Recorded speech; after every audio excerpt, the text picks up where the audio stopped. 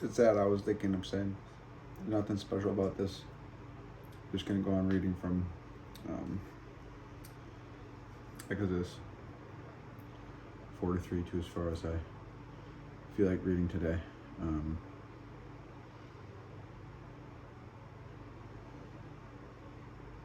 That gets to the point of what I was trying to express to the pastor today that I grew up learning from. That no matter what has happened to us or will happen, it was intentional in God's plan to be the greatest formation of our life. And instantly, I'm sure things pop up in your mind saying, no way, that could be God's intent for cancer to happen, or for people to be getting killed in war and all these bad things. And obviously, God is the author of life. And so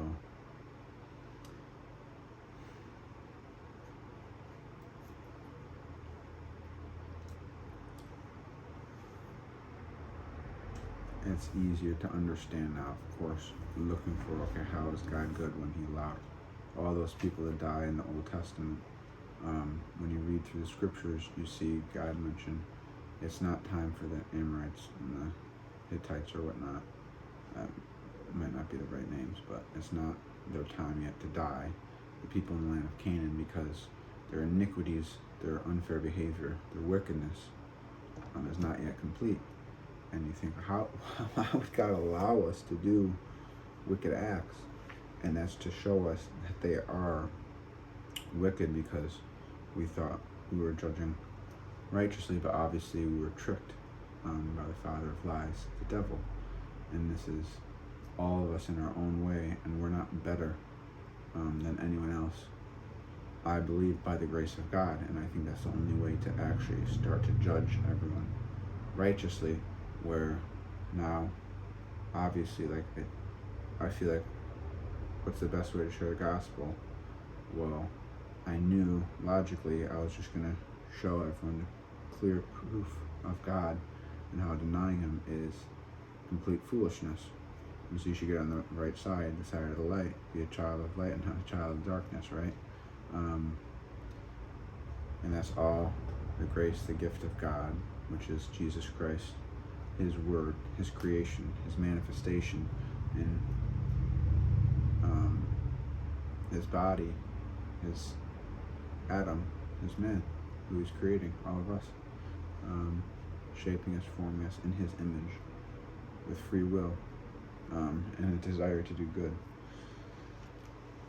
and to not waste time. So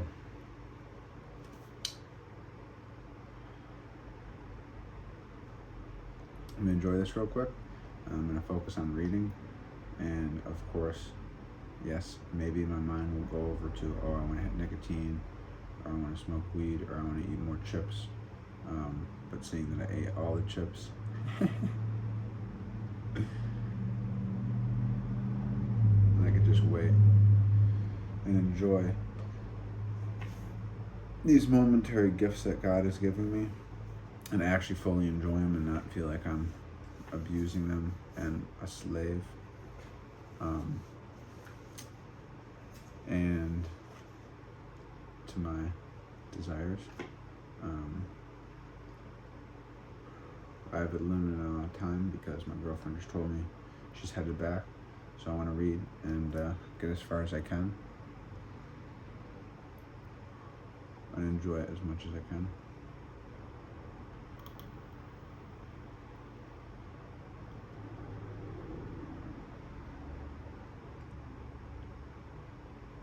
The scriptures start going in my head. Of old thou hast laid the foundation of the earth. And that's like so beautiful. That's first scripture. I'm thinking, oh my goodness, am I crazy? Am I just talking to myself, or am I talking to God? And it depends on your belief. But when you're thinking about the grander aspect of creation or reality, you know you can't pretend to be anyone on level with that source. And that's why it's so beautiful that we must be converted like little children at first. I'm like, how am I supposed to teach people to be converted like little children? Well, obviously, we're always little children in the eyes of God, because He's teaching us and setting up a plan for us for eternity. And He already knows all of it. And He doesn't want us to stress out about any of it, and He wants us to maximize our time.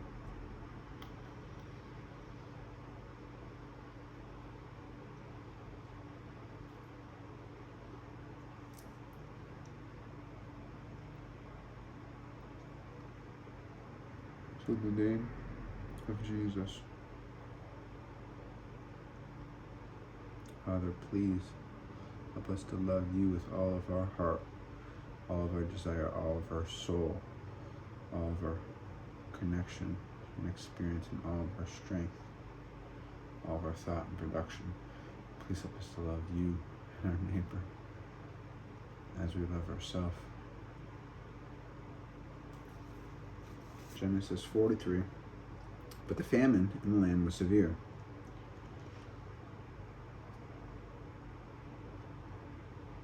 And when they had eaten up the rations which they had brought from Egypt, their father said to them, "Go again and procure some food for us."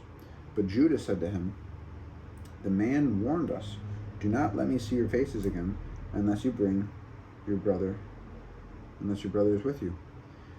If you will let our brother go with us, we will go down and procure food for you. But if you will not let him go, we will not go down. For the man said to us, 'Do not let me see your faces, unless your brother is with you.' And Israel said, 'Why did you serve me so ill, as to tell the men that you had another brother?' They replied, 'But the men kept asking about us and our family, saying, Is your father still alive? Have you another brother?' And we answered him accordingly. How were we to know what he would say? Bring your brother here? Judah said to his father Israel, 'Send the boy in my care, and let us be on our way, that we may live and not die, and you and we and our children. I myself will be surety for him. You may hold me responsible. If I do not bring him back to you and set him before you, I shall stand guilty before you forever.' For we could have been there and back twice if we had not doodled." Then their father Israel said to them, If it must be so, do this. Take some of the choice products of the land in your baggage, and carry them down as a gift from the men. Some balm, some honey, some gum, some liniment, some pistachio nuts, and almonds. And take with you double the money, carrying back with you the money that was replaced in the mouths of your bags. Perhaps it was a mistake. Take your brother too, and go back at once to the men. And may El Shaddai dispose the men to mercy towards you, that he may release you to your other brother, as well as Benjamin for me. If I am to be bereaved, I shall be bereaved." So the men took the gift, and they took with them double the money, as well as Benjamin. They made their way down to Egypt, where they presented themselves to Joseph. When Joseph saw Benjamin with him, he said to his house steward, "Take the men into the house, slaughter and prepare an animal, for the men will dine with me at noon." The men did as Joseph said, and he brought the men into Joseph's house. But the men were frightened at being brought into Joseph's house. It must be, they thought, because of the money replaced in our bags and the first time that we'd been brought inside, as a pretext to attack us and seize us as slaves with our pack animals. So they went up to Joseph's house stewards and spoke to him at the entrance of the house. "If you please, my lords," they said, "we came down once before to procure food. But when we arrived at the night encampment and opened our bags, there were each one's money in the mouth of his bag, our money in full. So we have brought it back with us, and we have brought down with us another money to procure food. We do not know who put the money in our bags." He replied, "All is well with you. Do not be afraid. Your God, the God of your father, must have put treasure in your bags for you. I got your payment. And he brought out Simeon to them. Then the men brought the men into Egypt. Then the man brought the men into Joseph's house. He gave them water to bathe their feet and provide food for their asses. They laid out their gifts to await Joseph's arrival at noon, for they had heard that they were to dine there. When Joseph came home, they presented him the gifts that they had brought with them into the house, bowing low before him to the ground.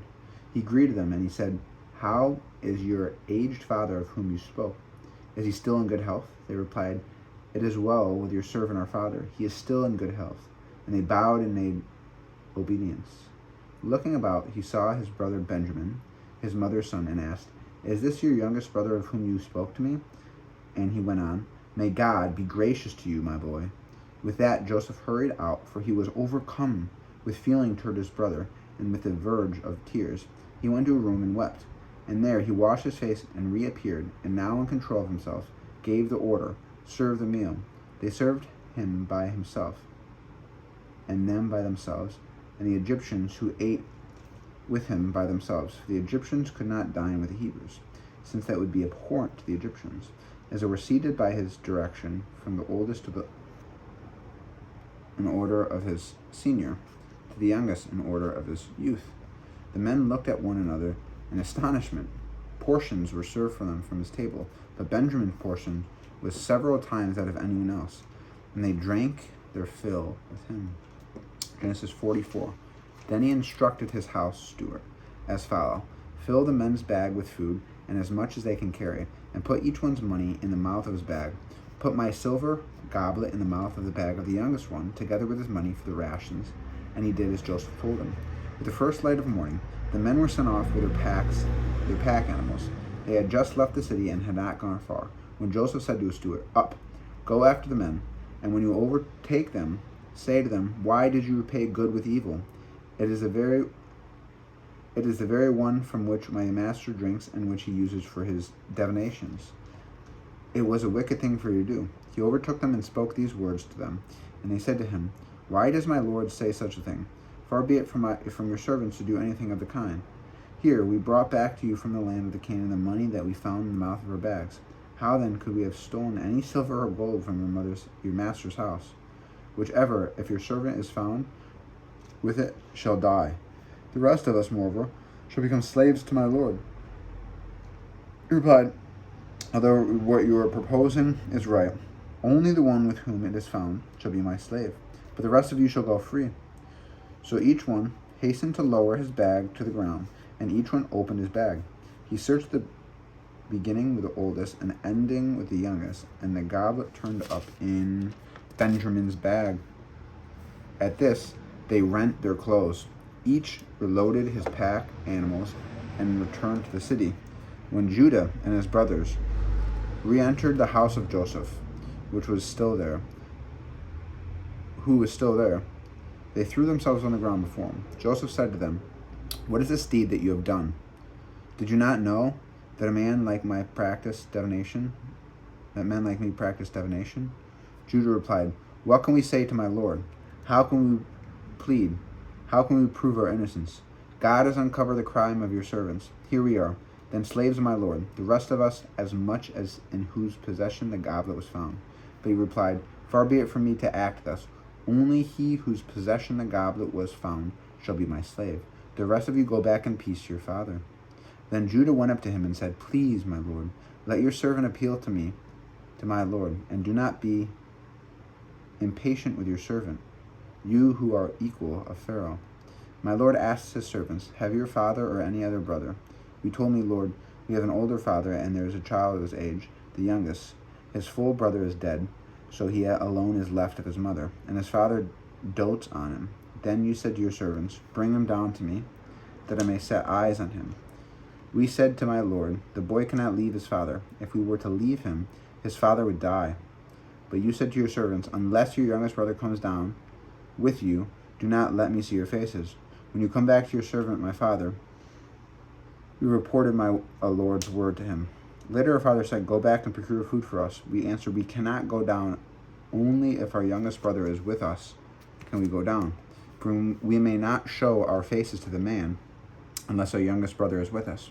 Your servant my father said to us, As you know, my wife bore me 2 sons, but one is gone from me. And I said, Alas, he was torn by a beast, and I have not seen him since. If you take this one from me too, and he meets with disaster, you will send me my white head down to Sheol, to death, to hell, and sorrow. Now if I come to your servant my father, the boy is not with us, since his own life is bound up with his. And when he sees what the boy is not with us, he will die, and your servants will send the white head of your servant our father down to Sheol and grief. Now your servant has pledged himself from the boy to my father, saying, If I do not bring him back to you, I shall stand guilty before my father forever. Therefore please let your servant remain as a slave to my lord instead of the boy, and let the boy go back with his brothers. For how can I go back to my father unless the boy is with me? Let me not be witness to the woe that would overtake my father. Genesis 45. Joseph could no longer control himself before all his attendants, and he cried out, Have everyone withdraw from me. So there was no one else, but when Joseph made himself known to his brothers, his sobs were so loud the Egyptians could hear. So the news reached Pharaoh's palace. Joseph said to his brothers, I am Joseph. Is my father still well? But his brother could not answer him, so dumbfounded were they on account of him. Then Joseph said to his brothers, Come forward to me. And when they had come forward, he said, I am your brother Joseph, he whom you sold into Egypt. Now, do not be distressed or reproach yourselves because you sold me hither. It was to save life that God sent me ahead of you. It is not 2 years that there has been famine in the land, and there are still 5 years to come in which there should be no yield for tilling. God has sent me ahead of you to ensure your survival on earth and to save your lives in an extraordinary deliverance. So it was not you who sent me here, but God. And he has made me a father to Pharaoh, lord of his household, and ruler over the whole land of Egypt. Now hurry back to my father and say to him, Thus says your son Joseph, God has made me lord of all Egypt. Come down to me without delay. You will dwell in the region of Goshen, where you will be near me, and you and your children and your grandchildren and your flocks and herds and all that is yours. There I will provide for you, for there are yet 5 years of famine to come, that you and your household and all that is yours may not suffer want. You can see for yourselves, and my brother Benjamin for himself, that it is indeed I who am speaking to you. And you must tell my father everything about my high station in Egypt and all that you have seen, and bring my father here with all speed. And with that he embraced his brother Benjamin around the neck and wept, and Benjamin wept on his neck. And he kissed all his brothers and wept upon them. Only then were his brothers able to talk to him. The news reached Pharaoh's palace. Joseph's brothers had come. Pharaoh and his courtiers were pleased, and Pharaoh said to Joseph, Say to your brothers, do as follows. Lead up your beasts at once to the land of Canaan. Take your father and your households and come to me. I will give you the best of the land of Egypt, and you shall live off of the fat of the land. And you are bidden to add as follows. Take from the land of Egypt wages for your children and your wives, and bring your father here. And never mind your belongings, for the best of all the land of Egypt shall be yours. The sons of Israel did so. Joseph gave them wages as Pharaoh had commanded, and he supplied them with provisions for the journey. To each of them, moreover, he gave a change of clothes. But to Benjamin he gave 300 pence of silver and several changes of clothes. And to his father he sent the following: 10 he-asses loaded with best things of Egypt, and 10 she-asses loaded with grain, bread, and provisions for his father on the journey. As he sent his brothers off on their way, he told them, Do not be quarrelsome on the way. They went up from Egypt and came to their father Jacob in the land of Canaan. And they told him, Joseph is still alive. Yes, he is ruler over the whole land of Egypt. His heart went numb, for he did not believe them. But when they recounted all that Joseph had said to them, and when he saw the wages that Joseph had sent to transport him, the spirit the consciousness in neuroscientific terms, or the awareness in layman and human understandable, comprehensible perception, your awareness, your experience of life, of your father, Jacob, revived the vitality. Enough, said Israel. My son Joseph is still alive. I must go and see him before I die. Genesis 46. So Israel set out with all that was his, and he came to Beersheba, where he offered sacrifices to the God of his father Isaac. God called to Israel in a vision by night. Jacob, Jacob, he answered, here. And he said, I am God, the God of your father. Fear not to go down to Egypt, for I will make you there into a great nation. I myself will go down with you to Egypt, and I myself will also bring you back, and Joseph's hand shall close your eyes. So Jacob sent out from Beersheba the sons of Israel, put their father Jacob and their children and their wives in the wagons that Joseph had sent to transport him. And they took along their livestock and the wealth that they had amassed in the land of Canaan. Then Jacob and all his offspring with him came to Egypt. He brought with him to Egypt his sons and grandsons, his daughters and granddaughters, and all his offspring. These are the names of the Israelites, Jacob's and his descendants who came to Egypt. Jacob's firstborn, Reuben. Reuben's sons, Enoch, Palach, Hezron, and Kami. Simon's sons, Jamoch, Jaman, Ahab, Jachin, Zahor, and Saul, the son of the Canaanite woman. Levite sons, Gashan, Kahath, Maria. Judah's sons, An, Shalach, Periz, and Zerah.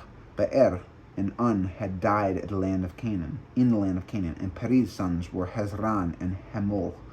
Issachar's sons, Talach, Pavach, Ib, and Shimran. Zebulon's sons, Sherad, Elan, and Jolin. These were the sons whom Leah bore to Jacob in Padan Aram, in addition to his daughter Dinah. Persons in all, male and female, 33. Gad's sons, Sephilan, Haggai, Sheni, Ezban, Eri, Erdi, Eli. Ashan's sons, Amnach, Ashvach, Ishvi, and Berach, and their sister Sarah. Beriz's sons, Hebar, Malachi. These were the descendants of Zilpah, whom Laban had given to his daughter Leah. These she bore to Jacob, 16 persons. The sons of Jacob's wife, Rachel, were Joseph and Benjamin. To Joseph were born in the land of Egypt Manasseh and Ephraim, whom Asha, daughter of Pati-Ferah, priest of On, bore him. Benjamin's sons, Bala, Becher, Ashbal, Gerach, Naaman, Ai, Rash, Mapi, Hapin, and Ered. These were the descendants of Rachel, who were born to Jacob, 14 persons in all. Dan's sons, Hashem, Nephtali's sons, Jezel, Gani, Zillah, Shalem. These were the descendants of Bilhah, whom Laban had given to his daughters Rachel. These she bore to Jacob, 7 persons in all. All the persons belonging to Jacob who came to Egypt, his own issue, aside from the wives of Jacob's sons, all these persons numbered 66. And Joseph's sons, who were born to him in Egypt, were 2 in number. Thus the total number of household who came to Egypt were 70 persons. He had sent Judah ahead of him to Joseph, to point the way before him to Goshen. So when they came to the region of Goshen, Joseph ordered his chariots and went to Goshen to meet his father Israel. He presented him to him and embraced him around the neck and wept on his neck a good while. Then Israel said to Joseph, now I can die, having seen for myself that you are still alive. Then Joseph said to his brothers and to his father's household, I will go up and tell the news to Pharaoh and say to him, my brothers and my father's household, who were in the land of Canaan, have come to me. The men are shepherds. They have always been breeders of livestock, and they have brought with them their flocks and herds and all that is theirs. So when Pharaoh summons you and asks, 'What is your occupation?' you shall answer, 'Your servants have been breeders of livestock from the start until now, both we and our fathers, so that you may stay in the region of Goshen, for all shepherds are abhorrent to Egyptians.'" Genesis 47.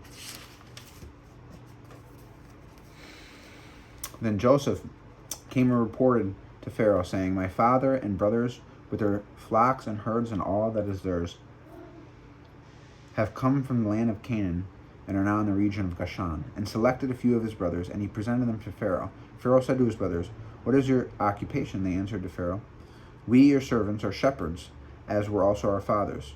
We have come," they told Pharaoh, "to sojourn in this land, for there is no pasture for us to your servants' flocks, the famine being severe in the land of Canaan.